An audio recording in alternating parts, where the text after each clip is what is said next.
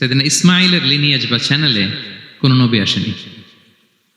হাজার হাজার নবী, শত শত নবী সেদিন ইব্রাহিম আলাইহিস সালামের পরে যারাই এসেছে সবাই ইসহাকের চ্যানেলে এসেছে। ইসমাইল ইসলামের চ্যানেলে কোনো নবী নেই। এবং পৃথিবীর সব নবীরা ওনাদের উম্মতের কাছে বলতেন যে এই যে নবী আসার ধারাবাহিকতায় সর্বশেষ একজন নবী আসবেন, তিনি হবেন সবার সেরা, সবার সেরা নবী হবেন। তাহলে ইব্রাহিম আলাইহিস সালামের দুই সন্তান, একদিকে ইসহাক আর একদিকে ইসমাইল। নবী এসেছে কি ইসমাইলের চ্যানেলে না ইসহাকের চ্যানেলে? ইসহাকের চ্যানেলে। হাজার হাজার prophet came to this channel, এই চ্যানেলে এসেছে। এবং তারা সবাই বলতো সর্বশেষ যিনি আসবে তিনি হবেন সবার সেরা। ফলে এই জেনারেশনগুলোতে তাদের মধ্যে একটা বদ্ধমূল ধারণা হয়ে গিয়েছিল যে সর্বশেষ নবীটা যে আসবে উনিও এই চ্যানেলেই আসবে। যেটা তারা দেখতে পাচ্ছেন হিস্ট্রিক্যালি, এই চ্যানেলে ইসমাইলের চ্যানেলে কোনো নবী নাই, নবী ছাড়া একটা চ্যানেল। সব নবী আসছে ইসহাক আলাইহিস সালামের চ্যানেলে। ফলে তাদের একটা ধারণা ছিল সর্বশেষ সর্বসেরা যে নবী উনিও আসবেন এদিক দিয়ে। কিন্তু আল্লাহ তাআলা তাদের ধারণাকে নস্যাৎ করে দিয়ে সর্বশেষ নবীকে ইসহাকের চ্যানেলে পাঠান নাই। সর্বশেষ নবী, আখিরি নবী, বিশ্বনবী মুহাম্মদুর রাসূলুল্লাহ সাল্লাল্লাহু আলাইহি সাল্লামকে আল্লাহ তাআলা ইসমাঈল আলাইহিস সালামের চ্যানেলে পাঠিয়ে দিয়েছেন। দেখছেন, চেঞ্জিং দ্য লিডারশিপ ফ্রম বনি ইসরাইল টু বনি ইসমাঈল। সেদিন ইব্রাহিম আলাইহিস সালামের ছেলের নাম ইসহাক, ইসহাকের ছেলের নাম ইয়াকুব। ইয়াকুব আলাইহিস সালামের একটা উপাধি হচ্ছে ইসরাইল। ইসরাইল মানে হচ্ছে আব্দুল্লাহ, মানে আল্লাহর বান্দা। ফলে উনার যত ডিসেন্ডেন্ট সন্তান তারা সবাই হচ্ছে বনি ইসরাইল, ইসরাইলের বংশধর। তো সব নবীকে আল্লাহ এখানে পাঠালেও শেষ নবীকে আল্লাহ তাআলা পাঠিয়েছেন ইসমাইলের চ্যানেলে। তার মানে বিশ্বনবী বনি ইসরাইল নন, বিশ্বনবী হচ্ছেন বনি ইসমাইল, ইসমাইলের চ্যানেলে এসেছে। আলহামদুলিল্লাহ বলেন। তাহলে লিঙ্ক আপটা বুঝতে পেরেছেন তো না, কিভাবে বিষ্ণু ইসলাম আসলেন? রাসূল ইসলাম প্রায় এইভাবে বলতেন যে আনা দাওয়াতু আবি ইব্রাহিম, আমি আমার পিতা ইব্রাহিমের দোয়ার ফসল। তিনি দোয়া করেছিলেন মক্কার ধুধু প্রান্তরে যে আল্লাহ এই জনপদে একজন নবী দিও। ওনার দোয়ার 2000 বছর পরে আল্লাহ তাআলা এই দোয়া কবুল করেছেন। আমরা তো তাহাজ্জুদের সময় দোয়া করে এরপরের দিন হুজুরের কাছে মাসালার জন্য যাই, হুজুর দোয়া তো কবুল হয় না। এত দোয়া করলাম আল্লাহ তো শুনে নাই। 1 মাস দোয়া করে অস্থির হয়ে যায়। এরপর অনেকে বলে হুজুর কাবার গিলাফটা ধরে দোয়া করেছে, কই কিছু তো পাইলাম না। দেখেন সাইয়েদনা ইব্রাহিম আলাইহিস সালাম দোয়া করেছিলেন সেই কবে, তার 2000 বছর পরে আল্লাহ তাআলা এই দোয়াটা কবুল করেছেন। তো দোয়া যদি কবুল না হয় অস্থির হওয়া যাবে? আওয়াজ করে বলেন, অস্থির হবেন আপনারা? না, অস্থির হওয়া যাবে না, ভরসা রাখুন আল্লাহর উপর। তো বিষ্ণু বলতেন আনা দাওয়াতু আবি ইব্রাহিম, আমি আমার পিতা ইব্রাহিমের দোয়ার ফসল। আবার বলতেন বিশারাতু আখি ঈসা, আমি আমার ভাই ঈসার সুসংবাদের ফসল। মানে রাসূল সাল্লাল্লাহু আলাইহি ওয়াসাল্লামের ইমিডিয়েট আগের যে নবী ঈসা আলাইহিস সালাম, উনি এসেই বলে দিয়েছিলেন যে ইয়াতি মিন বাদি ইসমুহু আহমদ, আমার পরে এক নবী আসবে তার নাম হবে আহমদ। তাহলে দেখেন বিশ্ব নবী যে আসতেছে এটা অ্যানাউন্সমেন্টের জন্য আল্লাহ একজন নবী পাঠিয়ে দিয়েছে। He is coming. বিশ্ব নবীর স্ট্যাটাস বুঝতে পারছেন? হি ইজ কামিং, উনি আসতেছেন, এটা বলার জন্য আল্লাহ একজন নবী পাঠিয়ে দিয়েছেন, জিসাস ক্রাইস্টকে, ঈসা আলাইহিস সালামকে পাঠিয়েছেন। তো রাসূল সাল্লাল্লাহু আলাইহি ওয়াসাল্লাম বলতেন বিশারাতু ঈসা, আমি ঈসার সুসংবাদের ফসল। আবার বলতেন ওয়া রুইয়া উম্মি আমিনা, আমি আমার মা আমিনার স্বপ্নের ফসল। রাসূল সাল্লাল্লাহু আলাইহি ওয়াসাল্লামের মা আমিনা যখন কনসিভ করেছেন রাসূল সাল্লাল্লাহু আলাইহি ওয়াসাল্লামকে পেটে, তিনি মাঝে মাঝে স্বপ্নে দেখতেন যে ওনার পেট থেকে একটা আলো বের হয়ে পারস্য সিরিয়ার প্রাসাদগুলোর মধ্যে ঝলকানি দিচ্ছে। নূর আদাআত মিনহু কুসুর আশ-শাম, শাম দেশের প্রাসাদগুলোকে আলোর ঝলকানি দিচ্ছে। এটা হচ্ছে একটা আলামত যে বিষ্ণু ঈসা ইসলামের শিক্ষা, ওনার ডমিনেশন গোটা বিশ্বব্যাপী ছড়িয়ে যাবে। সুবহানাল্লাহি বিহামদিহি। তাহলে আমরা হিস্ট্রিটাকে কানেক্ট করে নিলাম।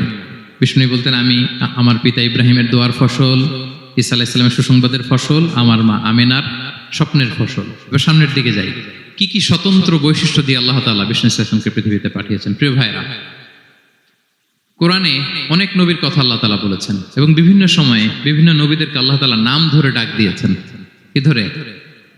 যেমন আদম আলাইহিস সালামকে আল্লাহ নাম ধরে ডাক দিয়েছেন, ইয়া আদম, হে আদম, ইয়া আদম উসকুন আনতা ওয়া যাওজুকাল জান্নাহ, হে আদম তুমি আর তোমার বউ জান্নাতে থাকো, হে আদম, হে আদম। ডাক দিয়েছেন না? কথা বুঝতেছেন? আচ্ছা, মূসা আলাইহিস সালামকে আল্লাহ নাম ধরে ডেকেছেন, ওমা তিলকা বিয়ামিনিকা ইয়া মূসা, এই মূসা হাতে কি? নাম ধরে ডেকেছেন।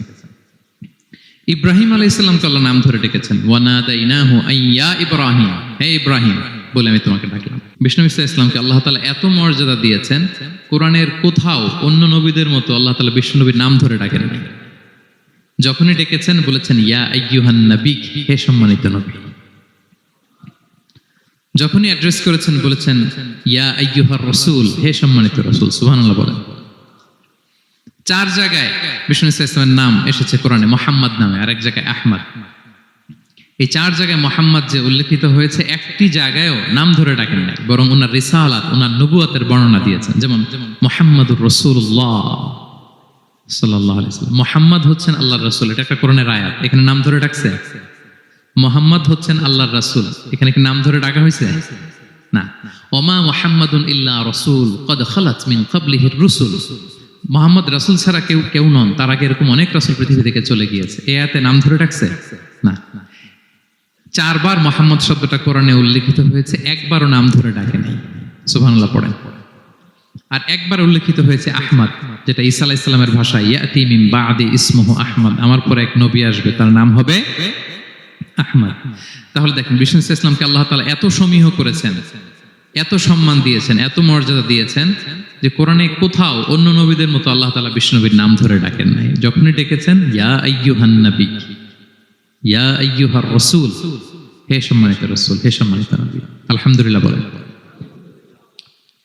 এরপর বিষ্ণু ইসলাম বলতেন আনা সাইয়্যিদু উলদি আদম, আমি হচ্ছি আদম আলাইহিস সালামের যত সন্তান পৃথিবীতে আসবে সবার লিডার। সুবহানাল্লাহ বলবেন না? আনা সাইয়্যিদু উলদি আদম, আমি আদম আলাইহিস সালামের যত সন্তান আসবে, I am the leader of the all sons of আদম, আদমের সব সন্তানের লিডার হব আমি এই পৃথিবীতে। তিনি লিডার। এবং বিষ্ণু বলেন আল্লাহ তাআলা যখন সব কিছু সৃষ্টি করলেন, পুরো খালকে যখন সৃষ্টি করলেন, 2টা ভাগ করলেন, ভালো আর খারাপ। আমি মুহাম্মদ সাল্লাল্লাহু আলাইহি ওয়াসাল্লামকে আল্লাহ তাআলা ভালোর মধ্যে ঢুকায় দিলেন। এই ভালো মানুষগুলোর মধ্যে থেকে আল্লাহ অনেকগুলো গোত্র নির্বাচিত করলেন, আমাকে সবচেয়ে শ্রেষ্ঠ গোত্রে ঢুকায় দিলেন। এই গোত্রগুলোর মধ্যে অনেকগুলো বাড়ি আছে, সবচেয়ে শ্রেষ্ঠ বাড়িতে আল্লাহ তাআলা আমাকে ঢুকায় দিলেন। সুবহানাল্লাহ ওয়া বিহামদিহি। আরেক বর্ণনায় এসেছে যে আল্লাহ তাআলা ইসমাঈল আলাইহিস সালামের বংশধরদের মধ্য থেকে কেনানাকে সিলেক্ট করেছেন। কেনানার মধ্য থেকে আল্লাহ কুরাইশকে সিলেক্ট করেছেন। কুরাইশের মধ্য থেকে আল্লাহ তাআলা বনু হাশিমকে সিলেক্ট করেছেন। বিষ্ণু ইসলাম কিন্তু হাশিমি খানদানের। কুরাইশের মধ্য থেকে তিনি বনু হাশিমকে সিলেক্ট করেছেন, আর বনু হাশিমের মধ্য থেকে আল্লাহ তাআলা আমাকে সিলেক্ট করেছেন। সুবহানাল্লাহ ওয়া বিহামদিহি। এবং তিনি বলতেন ওয়া আনা হামিলু লিওয়াইল হামদি ইয়াউমাল কিয়ামাতি ওয়া তাহতাহু আদম, কিয়ামতের দিন আমি প্রশংসার পতাকা নিয়ে দাঁড়িয়ে থাকবো কিয়ামতের ময়দানে, আর ওই পতাকার নিচে স্বয়ং আদম আলাইহিস সালাম থাকবে। ওনার হাতে থাকবে প্রশংসার পতাকা। প্রিয় ভাই, তাহলে 1 নম্বর পেয়ে গেলাম, ওনার অনন্য বৈশিষ্ট্য হচ্ছে উনি সাইয়্যিদু উলদি আদম। পৃথিবীতে যত মানুষ এসছে সবার লিডার হবেন তিনি। He is the leader. তিনি কি? সবাই বলুন, তিনি কি? আচ্ছা, লিডারের কাজ কি বলেন তো? অনেক লিডার আছে আমাদের সামনে, ভবিষ্যৎ লিডার। মাশাআল্লাহ, তাবারাকাল্লাহ। Leader is someone who knows the way, shows the way and goes the way. নেতা হচ্ছে সে জানে কোন রাস্তায় সে চলবে এবং সে অন্যকে রাস্তা দেখাতে পারে এবং সবাইকে নিয়ে ওই রাস্তায় চলে। He is the leader. আচ্ছা, লিডার যদি কথা বলতে না পারে, এটা লিডার? এ নেতা? এটা কি? সে লিডার হতে পারবে না। নেতাকে বক্তব্য করতে জানতে হয়, স্পষ্ট ভাষায় কথা বলতে জানতে হয়, ঠিক কিনা বলেন? আমরা যদি দেখি যে রাসূল সাল্লাল্লাহু আলাইহি ওয়াসাল্লামের এই কোয়ালিটি ছিল কিনা, বক্তব্য দেওয়ার পারঙ্গমতা ছিল কিনা ওনার। রাসূল সাল্লাল্লাহু আলাইহি ওয়াসাল্লাম বলতেন উতিতু জাওয়ামিউল কালিম, আল্লাহ তাআলা আমাকে জাওয়ামিউল কালিম দিয়েছে। জাওয়ামিউল কালিম মানে কি? তিনি বলতেন কম, এটার অর্থ বেশি।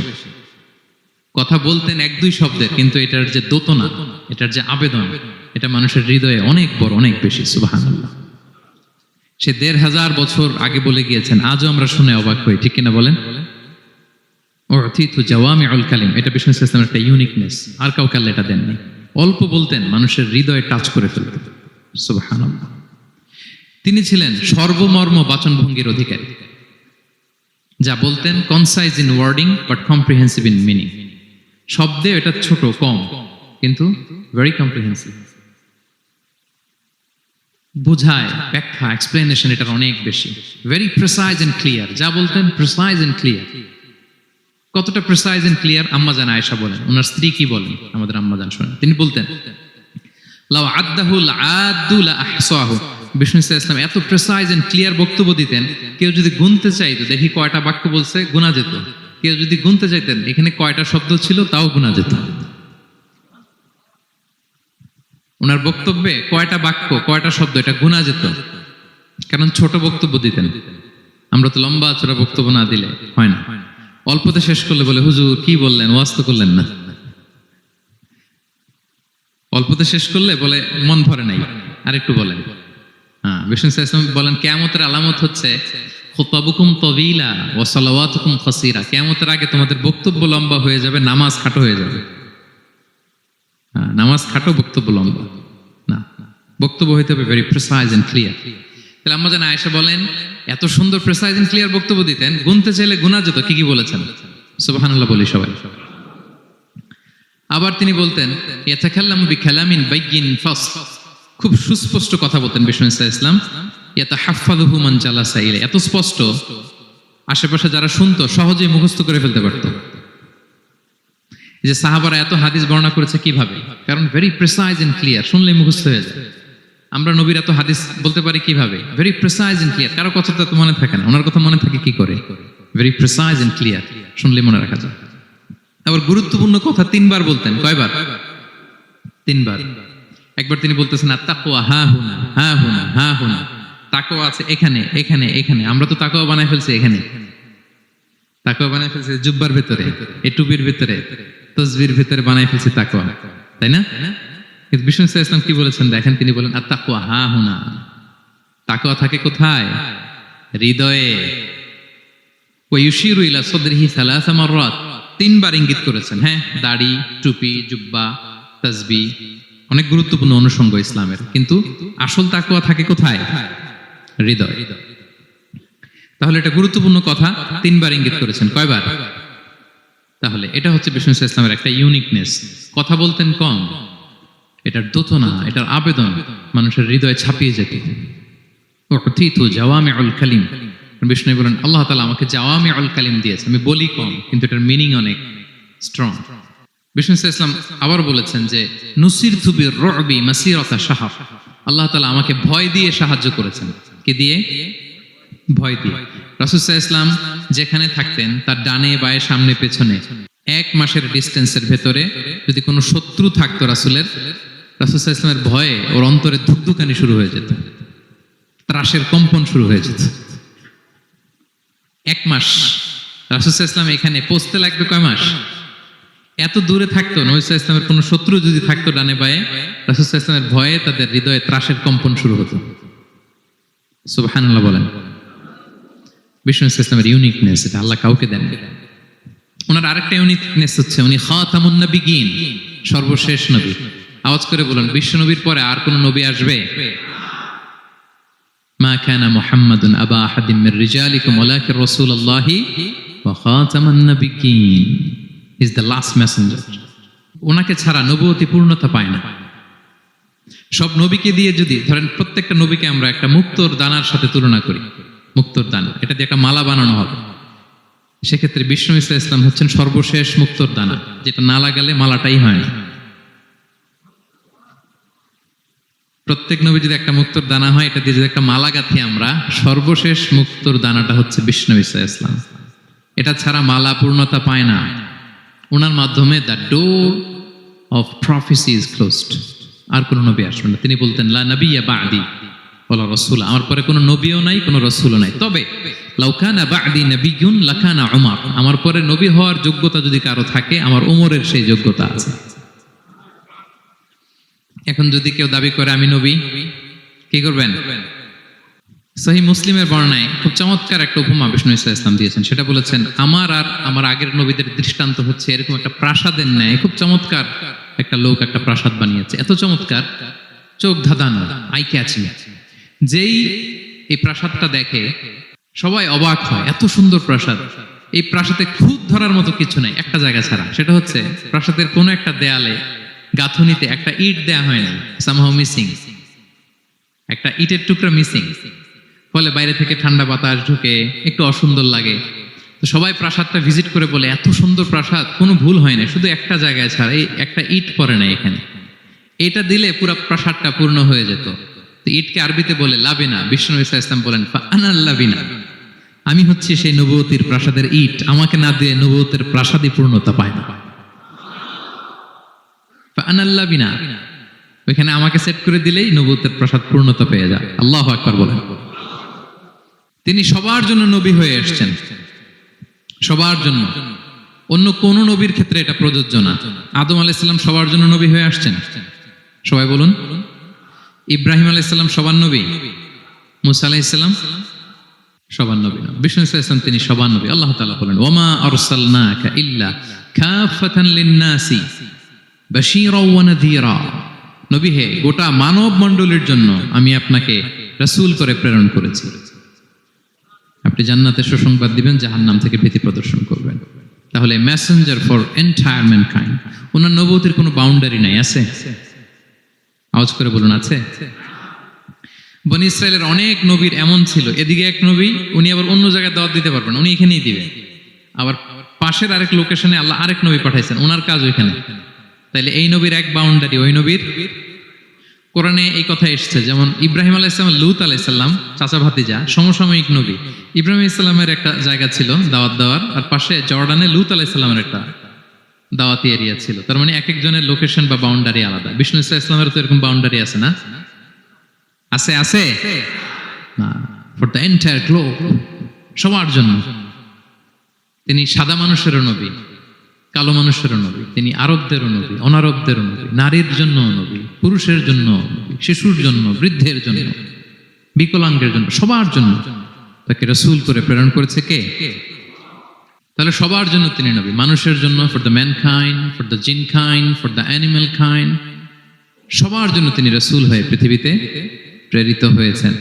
আল্লাহ তাআলা অন্য আয়াতে বলেন ওয়ামা আরসালনাকা ইল্লা রাহমাতাল লিল আলামিন, I have sent you as a mercy for the entire universe, নবী গোটা বিশ্বের সবার জন্য আপনাকে আমি রহমত করে প্রেরণ করেছি, সবার জন্য, মাছের জন্য, গাছের জন্য, পাহাড়ের জন্য। তিনি শুধু আমাদেরই নবী নন, সবার নবী তিনি।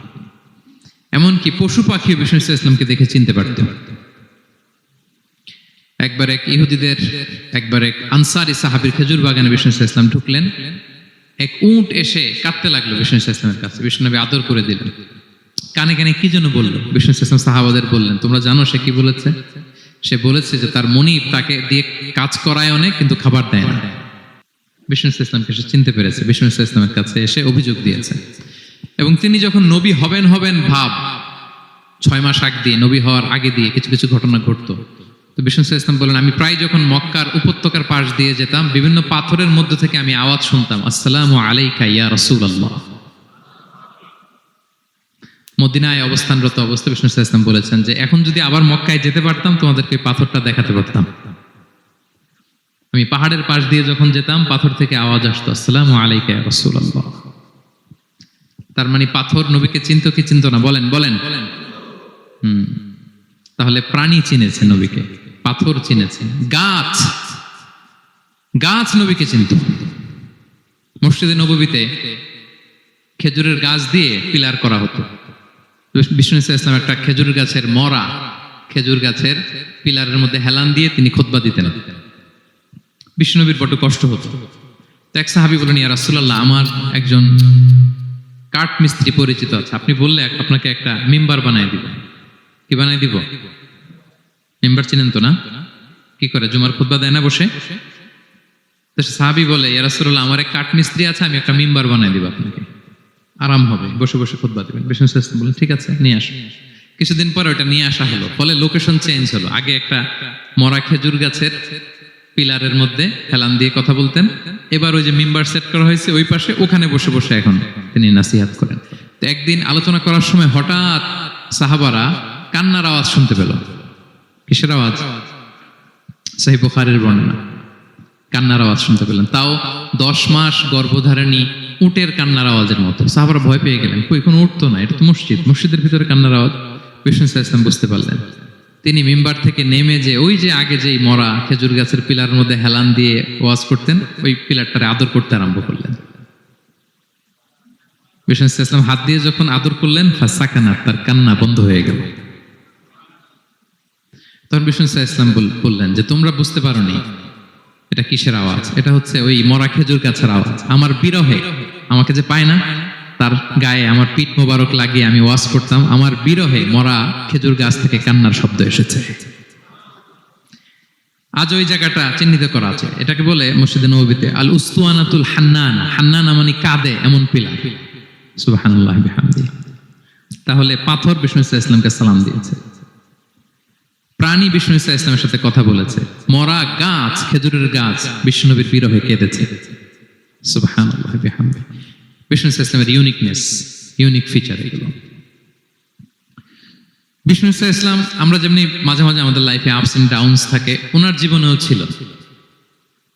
একটা সময় ছিল বিষ্ণু সাল্লাল্লাহু আলাইহি ওয়াসাল্লামের এমন এসেছে যে ওনাকে ঘরে শেল্টার দিতেন ওনার স্ত্রী খাদিজাতুল কুবরা তাহেরা রাদিয়াল্লাহু তাআলা আনহা, মেন্টালি সাপোর্ট দিতেন,